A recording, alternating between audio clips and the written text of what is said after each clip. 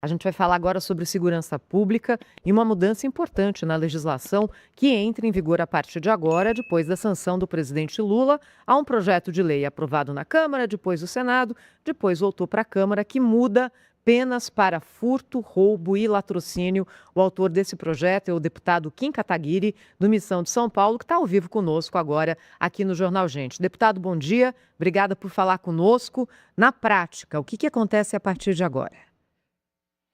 Bom dia. Bom, primeiro, obrigado pelo convite e parabéns para vocês, porque infelizmente a maior parte da imprensa noticiou a sanção do Lula, mas não falou sobre o autor do projeto, né? Inclusive, o PT, a base do governo na Câmara dos Deputados, votou contra esse projeto na tramitação, mas acho que por ser ano eleitoral e ser segurança pública a principal pauta dessas eleições, o Lula resolveu não pegar esse desgaste. Bom, respondendo a sua pergunta, a gente aumentou a pena base de roubo. Então, o primeiro ponto importante a ser ressaltado é que roubo de celular agora não pode mais ser cumprido no regime aberto nem no semiaberto, com as causas de aumento que a gente criou. Isso por quê? Porque quando a pena, né, é de até 4 anos, né, se você é condenado a uma pena de 4 anos de prisão, você pode cumprir no regime aberto, na prática, sequer indo para a cadeia. Se é entre 4 e 8, você pode cumprir no regime semiaberto, ainda circulando nas ruas. A partir de 8 anos, aí sim, obrigatoriamente, o regime é fechado. Então, a gente criou uma causa de aumento no caso de roubo de celular, que é o mais comum de todos, e que a nossa vida está no celular, e por isso a importância que a gente deu para o celular, para aparelhos eletrônicos, né? Estão lá os nossos aplicativos de mensagem, muitas vezes é o que a gente utiliza para trabalhar, nosso aplicativo de banco, nossas redes sociais. A causa de aumento é de 1/3 a metade da pena, caso seja de celular. Com uma causa de aumento também que já existia no caso de uso de arma de fogo, também aqui no estado de São Paulo é o tipo mais comum, né? É difícil você ter um roubo com arma branca em São Paulo, o mais comum é com arma de fogo, o aumento de 2/3 e o aumento da pena base que passa de 4 anos para 6 anos, a pena mínima de roubo. Então, calculando assim todas essas causas de aumento, todas essas penas em abstrato, depois na ponta, na prática, a pena passa, antes dessa lei, seria de 6 a 16 anos, no caso de roubo à mão armada de celular. Hoje, ela passa a ser praticamente o dobro, de 13 a 25 anos de cadeia. Portanto, não dá mais para alguém que rouba a mão armada ou rouba um celular, mesmo que não seja a mão armada, cumprir no regime aberto ou no semiaberto. E a gente mexeu num ponto importante que tem sido pouco noticiado, que é na receptação. A receptação passa de 1 a 4 anos, então praticamente 100% de chance de alguém que comete o crime de receptação antes dessa lei cumprir no regime aberto. A gente aumentou para 2 a 6 anos de cadeia, justamente porque a receptação ela foi tratada lá atrás como um crime de menor potencial ofensivo, porque não tem violência, não tem grave ameaça. Mas o crime organizado, ele utiliza a receptação, né, para fazer, digamos assim, o escoamento de produção do produto do roubo. Se não tem aqui, se você rouba um celular e não tem como transformar esse celular em dinheiro, não há por que você roubar esse celular. Então a gente pegou um elo importante da cadeia econômica do crime, né, para a gente coibir esses roubos o máximo possível. E aí a lei é extensa, né? Nós tivemos várias outras mudanças de aumento de pena de furto no caso de mediante fraude eletrônica, o furto de animal doméstico também, que passa de ser a 4 a 10 anos, mesmo porque a gente sabe que muitas pessoas hoje, até eu me incluo nessa, consideram animal de estimação até um membro da família. Então, o furto não é de uma coisa qualquer, é de alguém, é um furto que causaria bastante dor para essa família. Então a gente está tipificando, não existia um tipo específico para furto de animal doméstico, a gente está criando. E para fechar, não ser muito extenso, mas a gente pode falar sobre outros aspectos da lei depois, o estelionato, né? O estelionato, antes, ele estava restrito à representação da vítima, né? A vítima precisaria se manifestar dizendo que queria que o criminoso fosse punido por aquele crime. Agora a gente transformou em ação penal pública incondicionada, ou seja, o Ministério Público pode, por iniciativa própria, ir atrás do estelionatário. E por que nós tivemos essa iniciativa? Isso foi até incluído pelo relator no Senado, o senador Efraim. Porque nós percebemos que muitos idosos vítimas de golpe, de estelionatos, principalmente virtuais, tinham vergonha né, de ir atrás do criminoso, de fazer essa representação para iniciar o processo penal e, portanto, ainda que esse golpe fosse conhecido, ainda que ele contasse para os filhos, por exemplo, agora os filhos, os familiares, amigos que ficaram sabendo vão poder notificar o Ministério Público, e o Ministério Público, independentemente da manifestação da vítima, que pode estar envergonhada ou pode não querer ir atrás por outras razões, vai poder punir esse criminoso. Deputado, muito bom dia, bem-vindo aqui ao nosso programa. Parabéns aí pela sanção da lei que o senhor propôs. Queria saber, assim, do ponto de vista político, né? O senhor está preparado para o fato de que o presidente Lula, a falta do que apresentar como sinal de algum tipo de compromisso, suposto compromisso com segurança pública, ele vai usar a sua lei como se fosse coisa, enfim, uma obra do governo, né? Que a gente sabe que o presidente Lula, a esquerda de uma maneira geral, o partido dele, vota contra todas as medidas que foram ou que possam agravar, aumentar penas, como foi o caso da lei que o senhor propôs, assim como outras medidas como redução da maioridade penal e etc. O senhor está preparado para o enfrentamento desse aproveitamento eleitoral que, com toda certeza, o presidente fará da sua lei? Não tenho a menor dúvida de que o governo vai utilizar os seus canhões de comunicação para colocar isso como um grande mérito do presidente, não à toa, né? A maior parte, mais uma vez eu ressalto e agradeço a Band News por fazer essa justiça, porque a maior parte dos veículos de comunicação estão apenas falando da sanção do presidente Lula. A gente sabe que a população não entende a diferença entre a sanção, entre ser o autor, entre ser relator, então acaba parecendo que é um projeto, que é uma iniciativa do Lula, quando a chanada e até o corpo da matéria é só sobre a sanção. Então eu agradeço e parabenizo vocês por essa justiça, mas a gente está pronto para fazer esse enfrentamento. Não seria a primeira vez que o Lula estaria aí roubando um projeto meu. Da primeira vez foi da CNH sem autoescola, que eu apresentei lá em 2020. Nós não conseguimos aprovar porque o PT e o PL foram contra naquela época, em 2020, quando eu apresentei 6 anos atrás.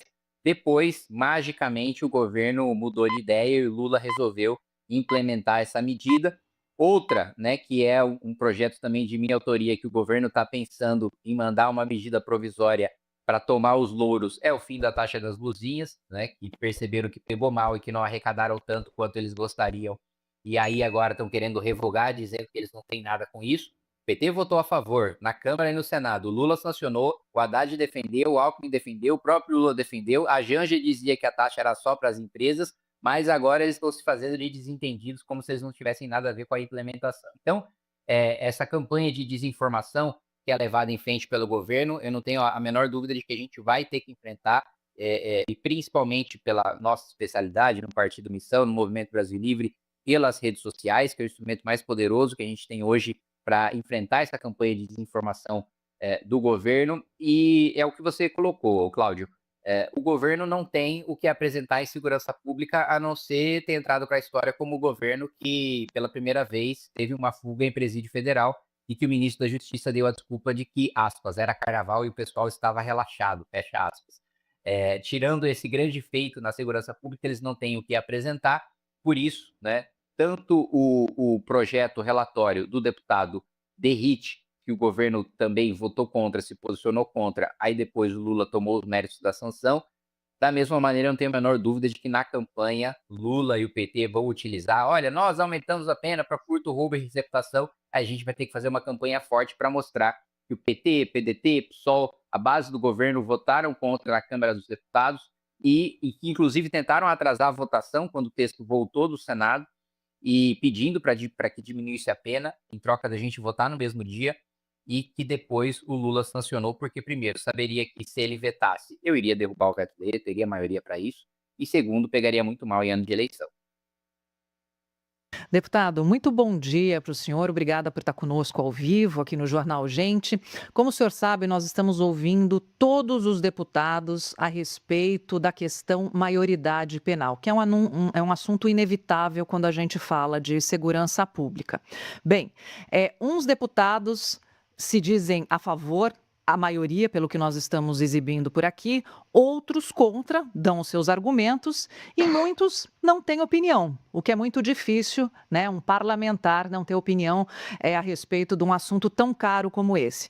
Eu gostaria de saber a opinião do senhor e de que forma o senhor acha que isso vai ser discutido durante uma campanha eleitoral tão polarizada quanto essa de 2026. Bom dia. Olha, primeiro eu diria que se um deputado não tem opinião sobre redução da maioridade penal ou sobre qualquer outro assunto importante para o país, ele está na profissão errada. Nessa profissão ele precisa ter opinião e arcar com a responsabilidade das suas opiniões e representar o seu eleitorado, né? Se seu eleitorado é contra, ele tem que ser firme na defesa contra, se é a favor, tem que ser firme na defesa a favor. E é o meu caso. Sou absolutamente favorável à redução da maioridade penal e digo mais, em caso de crimes graves, de crimes hediondos, eu sou a favor da extinção da maioridade penal. Eu acho que se um menino de 12 anos matar uma pessoa ou estuprar uma pessoa, não é justo com a família, não é justo com a vítima que essa pessoa fique 3 anos internado cumprindo medidas socioeducativas e não vá para a cadeia, né? É um crime cruel demais e eu costumo dizer que a gente não pode permitir que a pena para a vítima seja mais dura do que a pena para o criminoso, né? A gente tem visto, aliás, alguns casos de estupros coletivos cometidos por menores de idade, né? Imagina, inclusive o caso recente, né? Estupraram 2 crianças, pedófilos, estupraram 2 crianças e que gravaram e publicaram na internet, destruíram a vida dessas crianças. Assim, pro resto da vida delas, elas vão ter que lidar com esse trauma, não só com o trauma da violência física e psicológica, da tortura, mas também de ter esse vídeo disponível. Ao longo da vida delas, alguém maldoso, algum inimigo delas, alguma inimizade, pode fazê-las reviver esse momento, mostrando esse vídeo de novo para elas. E os criminosos, eles vão cumprir 3 anos no máximo, se pegarem a pena mais dura de medidas socioeducativas. Isso, assim, é de revoltar. Aí a gente vê alguns casos, quando existe a falência do Estado, quando existe uma sensação na população de que as instituições não são confiáveis porque elas não promovem justiça, de que elas são reféns do crime e o Estado que deveria exercer o monopólio da força contra os criminosos não exerce, a gente começa a ver as pessoas fazendo justiça com as próprias mãos, né? Quando há a constatação de que o Estado faliu, e vocês me desculpam, eu não estou aqui incentivando nada, né? Mas eu me colocando no lugar dos pais dessas crianças, eu estaria absolutamente revoltado e eu não sei o que eu faria se eu estivesse no lugar deles. Eu não sei se eu cumpriria a lei se eu estivesse no lugar deles, porque é uma coisa de subir o sangue, né? Aquilo que foi cometido. Então, sim, eu sou absolutamente favorável à redução da maioridade penal. Para crimes hediondos, acho que não tem que ter maioridade penal, porque é uma presunção de maturidade para o mal, né? Se a pessoa é capaz de cometer uma atrocidade no nível de um crime hediondo, um homicídio, um feminicídio, um estupro, estupro de vulnerável, pedofilia, o estupro de pessoa com deficiência, essa pessoa declara para o Estado que tem a capacidade de responder pelos seus atos. Queria agradecer ao deputado Kim Kataguiri, deputado pelo Missão de São Paulo, que falou ao vivo aqui no Jornal Gente, na Bandeirantes, na Band News TV. Deputado, obrigada, uma boa semana para o senhor e até a próxima. Obrigado, bom dia, excelente semana para vocês.